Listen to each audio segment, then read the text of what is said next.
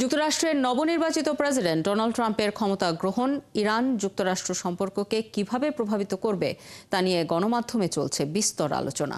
অনেকেরই ধারণা ট্রাম্পের সঙ্গে ইরানের বৈরী সম্পর্ক তেহরানের পরমাণু কার্যক্রমকে উস্কে দিতে পারে, এমনকি তা পারমাণবিক অস্ত্র তৈরি পর্যন্ত গড়াতে পারে বলে আশঙ্কা করা হচ্ছে।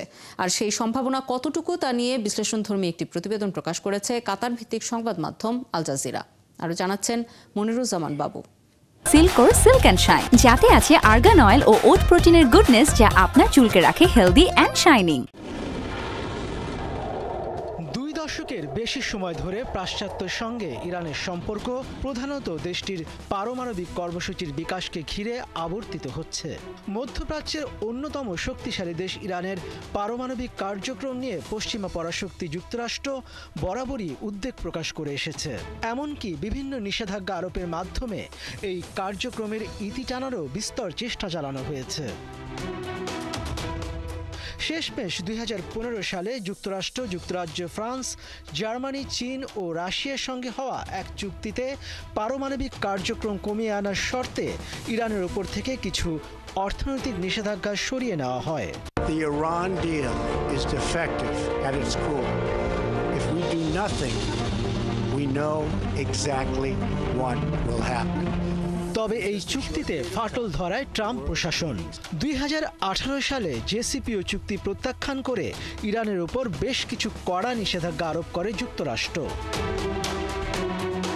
ট্রাম্পের এবারের শাসনামলে জেসিপিও চুক্তির গুরুত্বপূর্ণ 3টি দেশ ফ্রান্স, জার্মানি এবং যুক্তরাজ্য বিভিন্ন বড় বড় ইস্যুতে যুক্তরাষ্ট্রের সঙ্গে সুর মিলাবে এমন তথ্য প্রকাশ করেছে কাতার ভিত্তিক সংবাদ মাধ্যম আল জাজিরা।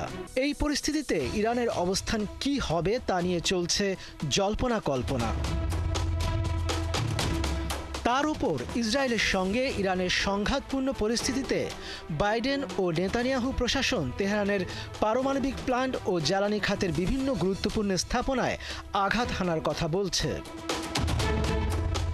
এই অবস্থায় আন্তর্জাতিক পরমাণু শক্তি সংস্থার আরোপিত নিষেধাজ্ঞার জবাবে ইরান তার পারমাণবিক কার্যক্রমে নতুন গতি আনার চেষ্টা চালাচ্ছে। গণমাধ্যম জানায়, উন্নত মানের সেন্ট্রিফিউজ যন্ত্র লাগানোর মাধ্যমে 60% বিশুদ্ধ ইউরেনিয়াম উৎপাদন করছে তারা। যেখানে পারমাণবিক বোমা তৈরিতে প্রয়োজন 90% বিশুদ্ধ ইউরেনিয়াম। এতে বোমা তৈরির পথে খুঁটিনাটি কিছু পদক্ষেপই বাকি থাকছে ইরানের। ট্রাম্পের ক্ষমতা গ্রহণের বাকি আর মাত্র কয়েকদিন।